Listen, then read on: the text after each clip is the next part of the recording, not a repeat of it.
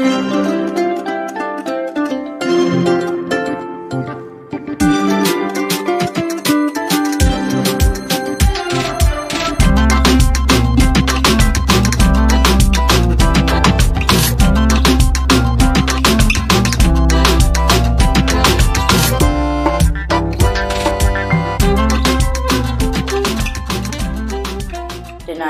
தியானத்துக்கு முன்பாக கண்களை மூடி ஜெபம் செய்வோம். மகா இருக்கும் கிருந்த நல்ல இயேசு சுவாமி, ஆசிரியமாய் தந்த ஓய்வு நாளிலே இந்த நேரத்திற்காக நாங்கள் துதிக்கிறோம், நன்றி செலுத்துகிறோம் ஐயா. பெண்களாய் இருக்கிற நாங்கள் கர்த்தாவே சூத்திரம் இந்த நேரத்திலே ஆண்டவரை சிறிது தியானிக்கும்படி கூடி வந்திருக்கிறோம் தகப்பனே. ஆண்டவரை சூத்திரம் ஐயா, நீரை பேசும் நாங்கள் கேட்கிறோம். ஆண்டவரே சூத்திரம் சூத்திரம், நீ மகிமைப்படும் சுவாமி, நீ பெருகவும் நாங்கள் சிறுக வேணும் தகப்பனே. துதிகன மகிமை அனைத்து உமக்கு செலுத்துகிறோம். இயேசு கிறிஸ்து நாமத்திலே ஜெபிக்கிறோம் ஜெபங்கள நல்ல பிதாவே, ஆமென்.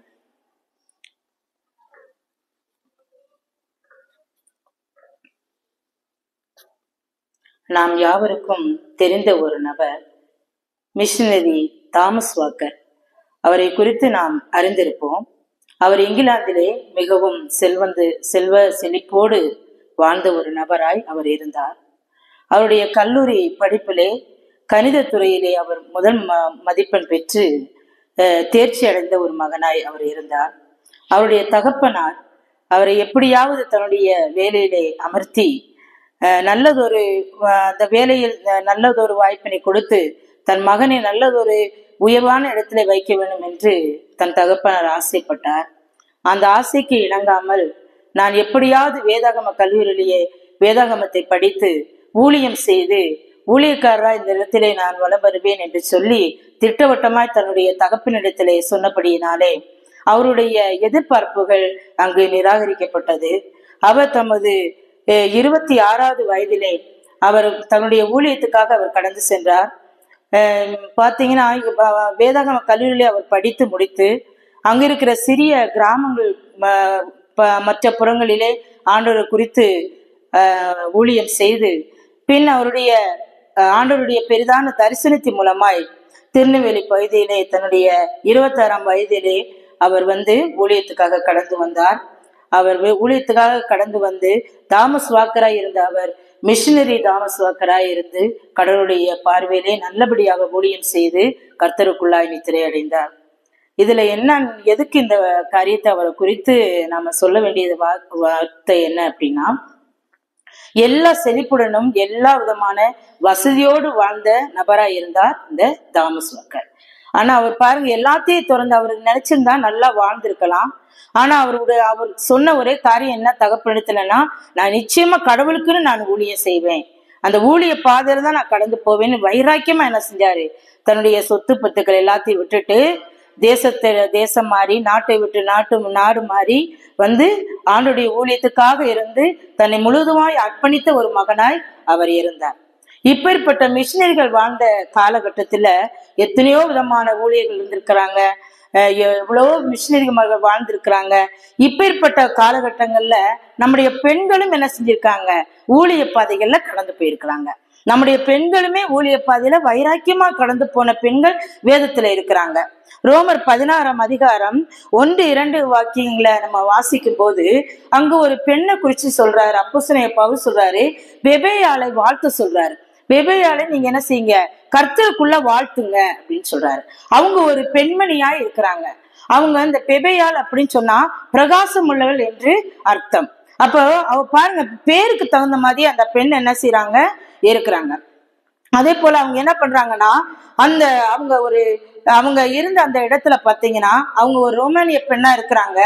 கெங்கேரியா உள்ள ஊர் அப்படிங்கிற இடத்துல உள்ள சபையில ஊழியக்காரியா அவங்க இருக்கிறாங்க. ஆனா அவங்க ஊழியக்காரர் மட்டும் இல்ல, அவங்க தன்னை பரிசுத்தமாக்கிக்கிறாங்க, தன்னுடைய மனதை பரிசுத்தமாக்கிக்கிறாங்க, கடவுளுக்குன்னு அவங்க பணிவிடை செய்யறாங்க. எத்தனையோ விதமான ஊழியர்களை அனுசரிக்கிறாங்க.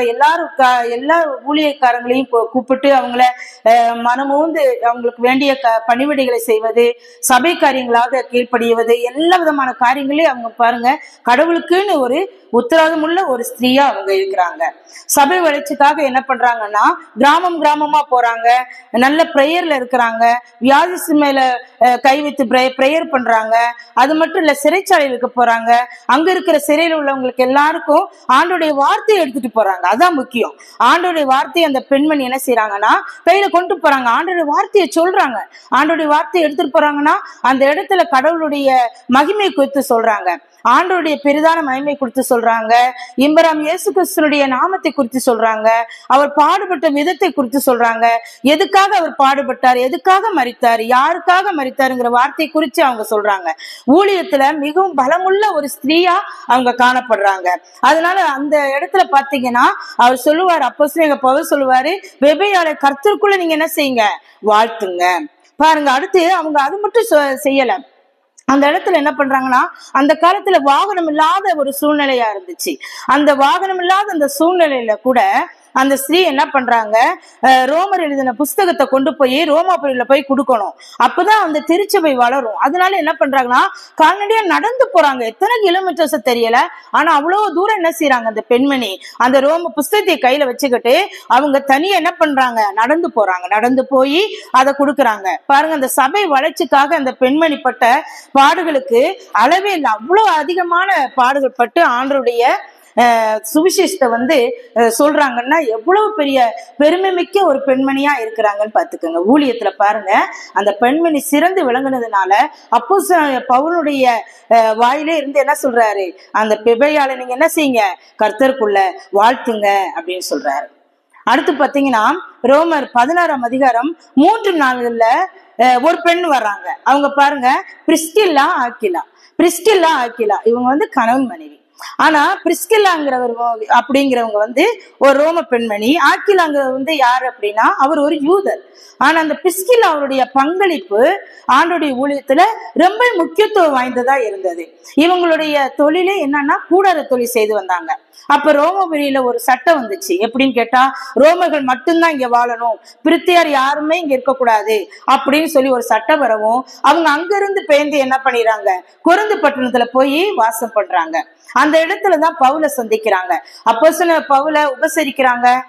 அப்ப அப்போஸ்தலர் பவுலுக்கு ஒரு சின்ன இடம் கிடைச்சா போதும், அவர் என்ன செய்வாரு, அந்த இடத்துல என்ன பண்ணுவாரு, ஆண்டவரை குறிச்சு அழகா சொல்லுவாரு. ஏன்னா அவருடைய வேலையே அதுதான். ஒரு சின்ன இடம் கிடைச்சப்போ என்ன செய்வாரு, சொல்லுவாரு. இப்ப அப்படிதான் பாருங்க, ஒரு இடத்துல வெறும் ஒரு கோயில் மட்டும் இருந்தது. அவர் முன்னாடி போய் நின்று அறியப்படாத தேவனுக்குன்னு சொல்லிட்டு ஆண்டவரை பத்தி சுவிசேஷம் சொல்லிட்டு வந்தாரு இல்லையா. அப்ப அந்த உங்களுடைய வீட்டுல கூட அப்போஸ்தலர் பவுல் என்ன செய்யறாரு, கடவுளை குறித்து அவங்ககிட்ட சொல்றாரு. அவங்ககிட்ட சொல்லும் போது அவங்க தெளிவா ஆண்டவரை குறிச்சு என்ன, இம்பராம் இயேசு கிறிஸ்துவின் பாடுகள் என்ன அப்படிங்கிறது எல்லாத்தையும் குறிச்சு அவங்க தெளிவா கேட்டுக்கிறாங்க. கேட்டுட்டு என்ன பண்றாங்க, இவங்களும் என்ன பண்றாங்க, அவங்க செய்யற தொழில் கூடார தொழிலா இருந்தாலும் கூட அந்த கூடார தொழில கூடார அந்த அவங்க வீட்டுக்குள்ளதான் அந்த கூடார தொழில் பண்றாங்க. அதை ஒரு ஜெப வீடா மாத்திடுறாங்க. எவ்வளவு பெரிய விஷயம் பாத்தீங்களா. ஒரு ஊழியருக்குன்னு ஒரு ஜெபத்தை உண்டாக்கி ஒரு 10 பேருக்கு ஆண்டவரை பத்தி சொல்றது எவ்வளவு பெரிய விஷயம். ஆனா அந்த அம்மா என்ன பண்றாங்க, அவங்க வீட்டு கதவை திறந்து கொடுக்குறாங்க. வாங்க எங்க வீட்டுக்குள்ள வாங்க, கடவுளை பத்தி சொல்லுங்க அப்படின்னு சொல்லி திறந்து கொடுக்குறாங்க. எவ்வளவு பெரிய அருமையான ஒரு ஸ்ரீ பாத்தீங்களா. அப்போ அந்த பெண்ணு என்ன செய்யறாங்க, அவங்களுக்குள்ள வாஞ்சி ரொம்ப பெருசா இருக்கு. அப்போ ஒரு தடவை பாத்தீங்கன்னா அப்போலோங்கிற ஒரு நண்பர் என்ன பண்றாரு, கடவுளை குறிச்சு சொல்றாரு. அவருக்கு சொல்ல வேண்டிய, அவருக்கு தெரிஞ்சது என்ன, யோவான் ஸ்நானனுடைய ஸ்நானம் இல்லையா, ஞான ஸ்நானம். சரி, அந்த ஸ்நானத்தை பத்தி சொல்லிட்டு இருக்கிறார். அதை மட்டும் சொல்லி சுவிசேஷமா சொல்லிட்டு ஊழியமா சொல்லிட்டு ஜாரிஸ் போறா, அப்போலோங்கிற ஒரு நண்பர் போறாரு. இவங்க பாத்துட்டு இருக்காங்க, இவர்கிட்ட இன்னும் கடவுளை பத்தி நல்லா சொல்லி கொடுப்போமே, ஆனா இவர் என்ன செய்வாரு, இன்னும் கூட ஊழியத்துல நல்லா பண்ணுவாரு அப்படிங்கிற ஒரு நினைப்பு இவங்க மனசுல இருந்ததுனால அந்த அம்மா என்ன பண்றாங்க, அந்த அப்போலோவன் தன்னுடைய வீட்டுக்கு அழைச்சிட்டு வராங்க. அங்க அழைச்சிட்டு வந்தோடனே அவங்களுக்கு உபதேசிக்கிறாங்க. கடவுளை அப்போஸ்தலனாகிய பவுல் என்ன சொல்லி கொடுத்தாரோ, அவர் என்ன வேத வாக்கியங்கப்படி என்னென்ன விஷயங்கள் எல்லாம் அவங்களுக்கு சொல்லி கொடுத்தாரோ எல்லாத்தையும் இந்த அம்மா என்ன பண்றாங்க, அந்த அப்போலோங்கிற மனிதருக்கு கொடுக்குறாங்க. அவர் அதை எல்லாத்தையும் உள்வாங்கி நல்ல ஒரு ஊழியக்காரராய் அவர் மாறி விடுறாரு. பாத்தீங்களா, யாரு காரணமா இருக்கிறா, அந்த பொண்ணு காரணமா இருக்கிறாங்க இல்லையா? அந்த பிரிஸ்கில்லாங்கிற பொண்ணு என்ன பண்றாங்க அந்த இடத்துல காரணமா இருக்கிறாங்க. எவ்வளவு பெரிய ஊழியக்காரங்களா அவங்க இருக்கிறாங்க பாருங்க. அப்போ அந்த இடத்துல பாத்தீங்கன்னா பவுல் அப்போஸ்தலனுக்கு இது தெரிஞ்ச உடனே அங்கேயும் அவர் அப்படிதான் சொல்றாரு, பிரிஸ்கில்லா ஆக்கிலாவை நீங்க வாழ்த்துங்க. ஏன் தெரியுமா? அந்த இடத்துல என் கழுத்தை பிடிச்சி அப்படியே வெளியே தள்ளுற மாதிரி உள்ள சூழ்நிலைகள் வந்தது. எனக்கு படாத பாடுகள், ஊழிய காரியங்கள்ல படாத பாடுகள், எத்தனையோ நெருக்கங்க, எத்தனையோ விதமான கஷ்டங்க, என்னை கொண்டு போய் சிறைச்சாலைல போடணும்னு எத்தனைச்சிட்டு இருக்காங்க. ஆனாலும் எனக்கு எப்பயும் கை கொடுத்து எனக்கு உதவினது யாருதான்? இந்த பிரிஸ்கில்லா ஆக்கிலா. இவங்களை என்ன செய்யுங்க, மனதார நீங்க வாழ்த்துங்க அப்படின்னு சொல்றாங்க. பாத்தீங்கன்னா நம்மளை போல உள்ள பெண்மணிகள் என்ன செஞ்சிருக்காங்கதான், வேதத்துல வேத காரியங்களை குறிச்சு மத்தவங்களுக்கு சொல்லி ஒரு ஊழியக்காரிகளா அவங்க இருந்திருக்காங்க, கடவுளுக்குள்ள அவங்க இருந்திருக்காங்க. அடுத்து பாத்தீங்கன்னா ரோமர் 16:15 நேரேயின் சகோதரின்னு சொல்லி போட்டிருக்கு. அந்த சகோதரியோட பேர் நமக்கு போடல.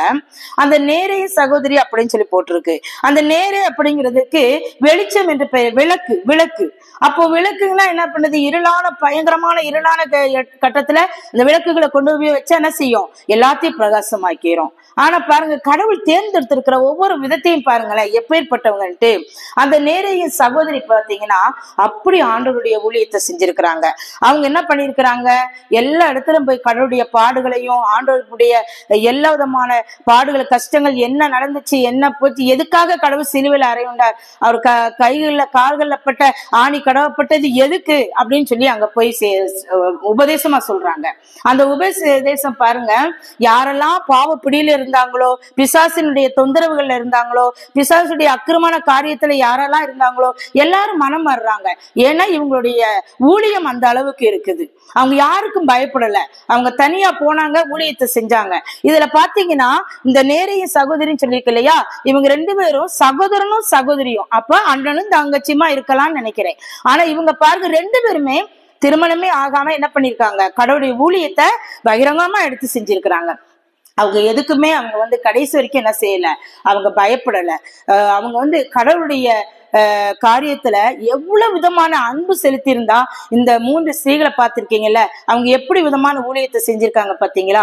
அப்ப ஆண்டவரோட சேர்ந்த, ஆண்டவரோட அன்பு செலுத்துகிற போது அவருடைய காரியங்கள் குறிச்சு வெளியில நம்ம என்ன செய்யறோம், வார்த்தை மூலமா நம்ம என்ன செய்யறோம், பொண்ணுங்க கொண்டு போறோம். கட்டாயமா கொண்டு போயே ஆகணும், கொண்டு போயே ஆகணும். ஏன்னு கேட்டா ஆண்டவருடைய ஊழியத்தை செய்வதற்கு ஆண்கள் மட்டுமில்ல, பெண்களும் என்னதான் பராக்கிரமசாலிதான் இல்லையா?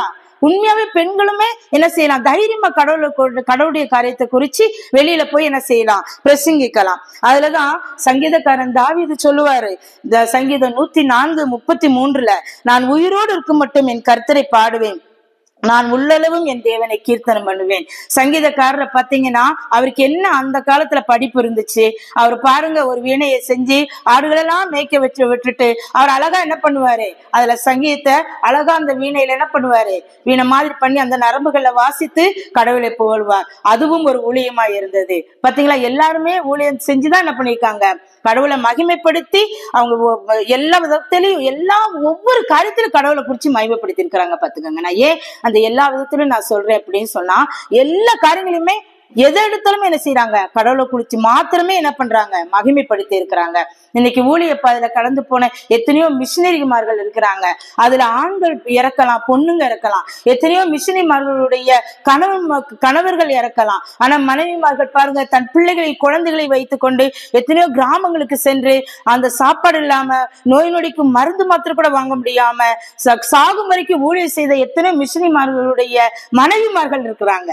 எத்தனையோ விதமான காரியங்கள் இருக்கு. அதே போல மிஷினரிமாக விட்டு போன பிள்ளைகள் அவங்க என்ன செய்யறாங்க, அந்த ஊழியத்தை சரிவர செய்யணும்னு சொல்லிட்டு எவ்வளவோ கடவுளுக்குள்ள கடந்து சென்று இந்த ஊழியத்தை செய்து அந்த பாரம், எத்தனையோ விதமான சோர்வுகள், துன்பங்கள், துயரங்கள் வந்த போது கூட ஆண்டோடைய ஊழியத்தை கொஞ்சம் கூட அவங்க எந்த விதமான சலனப்படாம, கொஞ்சம் கூட அவங்க இதை எப்படி செய்வது என்று நினைக்காம கடவுளோடு கூடிய ஒரு அன்புல அவங்க என்ன செய்யறாங்க, பணிவோடு, சுத்த இருதயத்தோடு, பரிசுத்தத்தோடு என்ன பண்றாங்க, அந்த ஊழியத்துல என்ன செஞ்சுறாங்க, வாஞ்சையா அந்த ஊழியத்தை பண்றாங்க பாத்துக்கோங்க. இன்னைக்கு எத்தனையோ விதமான, இன்னைக்கு கூட நம்ம பார்த்தோம், சிஸ்டர்கள்லாம் என்ன பண்றாங்க, அரெஸ்ட் பண்ணிருக்காங்க. ஏன்?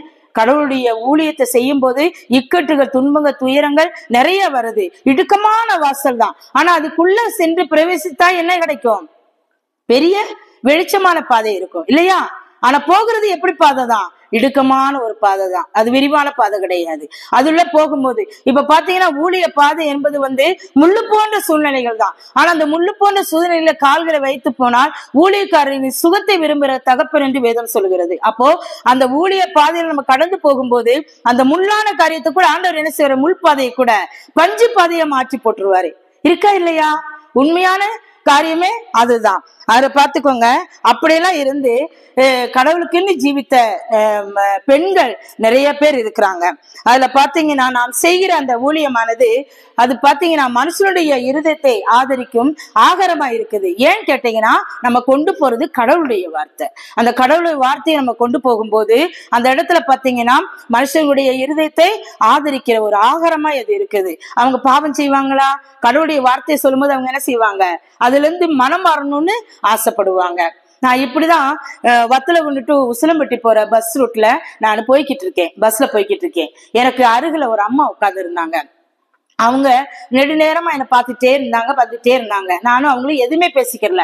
ஆனா ஒரு குறிப்பிட்ட தூரம் போய் கொண்டிருக்கும் போது எனக்கு எப்பயுமே மனசுல ஏதாவது என் பிள்ளைகளோ என் கணவனோ ஏதாவது ஒரு காரியம் எனக்கு தென்படுமானால் அப்ப ஸ்தோத்திர ஆண்டவரேன்னு சொல்லுவேன். ஒருவேளை என் கணவனை நினைத்தா ஸ்தோத்திர ஆண்டவரே என்று சொல்லுவேன், என் பிள்ளைகளை நினைத்தா ஸ்தோத்திர ஆண்டவரே என்று சொல்லுவேன். என் சின்ன மகளை பார்ப்பதற்காக நான் கடந்து போகிற அந்த பாதையிலே அந்த அம்மா உட்கார்ந்து இருந்தாங்க. அப்போ அவங்க நான் ஸ்தோத்திர ஆண்டவரேன்னு சொன்ன உடனே அந்த அம்மா என்னை கொஞ்சம் திரும்பி பார்த்தாங்க. திரும்பி பார்த்தோன்னே அம்மா நீங்க கிறிஸ்தவங்களாம் கேட்டாங்க. ஆமாங்கம்மா அப்படின்னு சொன்னேன். ஒரு வயதான அம்மா. அப்போ அவங்க சொன்ன உடனே அவங்க என்ன செஞ்சாங்க, ஓ பரவாயில்லையே, நான் இன்னைக்கு யோசிச்சுக்கிட்டே வந்தேன், யார்கிட்டதான் குறிச்சு கடவுளை பத்தி பேசுவோம்னு நினைச்சிட்டு வந்தேன், பாருங்க கடவுள் உங்களை கொடுத்திருக்காருன்னு சொன்னாங்க. அந்த அம்மாவுடைய தோற்றத்தை நான் சொல்வதை நீங்க கேட்பீர்கள், ஆச்சரியப்பட்டு போவீர்கள். அவர்கள் ஒரு இந்து சகோதரி, அழகாய் திருநீர் வைத்து பொட்டு வைத்து அவர்கள் என் பக்கத்திலே அமர்ந்திருந்தார்கள். அவர்களுக்கு 62 வயது. எத்தனை வயது? 62 வயது. அழகாய் தாவீதை குறித்து வேற லெவல்ல அவ்வளவு அழகாய் என்னிடத்துல அருமையாய் சம்பாதித்து கொண்டு வந்திருந்தார்கள். எவ்வளவு விதமா தாவீதை குறிச்சு சொன்னாங்க தெரியுமா? ஒருவேளை எனக்கு தெரியாத ரகசியம் கூட அவங்க சொன்னாங்க. அத்தனைக்கு அதிகமா அவங்க சொன்னாங்க. ஊர் எந்த ஊரு, பேர் எந்த பேருன்னு எனக்கு தெரியாது. ஒரு குறிப்பிட்ட ஸ்டாப் வரும்போது அவங்க இறங்கிட்டாங்க. ஆனா அவங்க சொல்லி வந்த காரியங்கள் எல்லாவற்றையும் குறித்து நான் யோசிக்கும் போது நான் இப்படி யோசித்தேன், முந்தினவர்களா பிந்தினோர், பிந்தினவர்களா முந்தினோர் என்ற வார்த்தைக்கு இந்த அம்மாவை பார்த்தா அவங்க கோலங்கள் அப்படி தெரியுது. ஆனா அவங்க வார்த்தைகளால் கடவுளுடைய வார்த்தை குறிச்சு அவ்வளவு அழகா சொல்லிட்டு இருக்காங்க. எப்படிமா இப்படி அப்படின்னு சொல்லி கேட்டேன். அவங்க சொன்ன ஒரு வார்த்தை என்ன தெரியுமா? அடுத்த நிமிஷம் நான் இருப்பேனான்னு தெரியாது, நான் இறங்க போறேன். அடுத்த நிமிஷம் நான் உயிரோட இருப்பேனான்னு தெரியாது. என்னுடைய காரியம் எல்லாம் நான் ஏற்றுக்கொண்ட கடவுளை நான் யார்ட்டையாவது ஒருத்தட்ட சொல்லணும். ஆனா என் வீட்டுக்காரங்க, என் வீட்டுல உள்ளவங்க யாரும் என்ன ஏத்துக்கிற மாட்டாங்க. ஆனா நான் யார்ட்டையாவது ஒருத்தட்ட எனக்கு கடவுளை பத்தி சொல்ல வேண்டும். எனக்கு அது ஒரு கடவுளுடைய காரியத்தை ஒரு கடுகளவு ஒரு ஊழியமா இருக்கலாம் என்று சொன்னாங்க. அது எப்படின்னு தெரியல, கடவுளுடைய கண்கள்ல எப்படியோ எனக்கு தெரியாது. ஆனால் அவருடைய கண்களில் எனக்கு ஒரு கிருபை கிடைத்தாக வேண்டும் என்று சொல்லி என்னோடு கூட பேசி வந்தாங்க. நான் மிகவும் யோசித்து ஆண்டவருக்கு நன்றி சொன்னேன். எப்படி பாத்தீங்களா? ஊழிய பாதையில பெண்கள் எல்லாம் அதிகமாய் ஆண்டவருக்குள்ளாக கடந்து போனவர்கள் உண்டு, வைராக்கியமாய் கடந்து போனவர்கள் உண்டு, சாப்பாடு இல்லாத பட்டினியோடு ஊழியம் செய்து கடந்து போனவர்கள் உண்டு, வாழ்க்கையிலே நோயோடு இருந்து துன்பத்தோடு இருந்து ஆண்டவருடைய வார்த்தையை எடுத்து போகிற பெண்கள் உண்டு. எத்தனையோ துறைகள்ல பாருங்க நிறைய பெண்கள் இருக்காங்க. எல்லாருமே பாருங்க ஒவ்வொரு விஷயத்துல கடவுளுக்குன்னு ஒரு ஊழியத்தை செஞ்சிருப்பாங்க. தாவீது பாடல் மூலியமா இது ஒரு ஊழியத்தைங்களே செய்தார். இன்றைக்கும் இந்த திருப்பாடல்களை நாம் பாடும்போது அது ஒரு ஊழிய காரியமாய் நமக்குள்ளாக அது கடந்து வருகிறது என்றால் மிகையாகாது. அது போல பெண்களாகிய நாம் ஒவ்வொரு நிமிடத்திலும் கடவுளுக்கென்று நாம் ஊழியம் செய்ய வேண்டும். தைரியமாய் இந்த பிரிஸ்கில்லா ஆக்கிலாவை போல அந்த பெபலையாளை போல கடவுளுடைய வார்த்தையை இன்னொரு இடத்துக்கு எடுத்து செல்கிற பொழுது தைரியமா மன தைரியத்தோடு பணிவோடு சுத்த மனதோடு பரிசுத்தத்தோடு அவங்க ஊழியத்தை கை கொண்டார்கள். அது போல பெண்களாகிய நாம் அந்த விதமான ஊழியத்தை கை கொள்ளும் பொழுது ஆண்டவர்தான் நம்மளுடைய காரியங்கள் எல்லாவற்றையும் ஆசீர்வதித்து பெருக்கமான ஆசீர்வாதத்தை நமக்கு தந்து எல்லா துயரங்கள் இக்கட்டுகள் பிரச்சனைகள் வந்த போதிலும் எல்லாவற்றையும் பஞ்சை போல மாற்றி எல்லாவற்றையும் சுகமாய் நம்மை வாழச் செய்கிற தகப்பன் நமக்கு உண்டு என்பதை மறந்து விடாமல் நன்றியோடு நம்ம இருப்போம். ஆண்டவர்தாமே நம்மை ஒருவரையும் ஆசீர்வதித்து பலப்படுத்துவாராக. ஆமென்.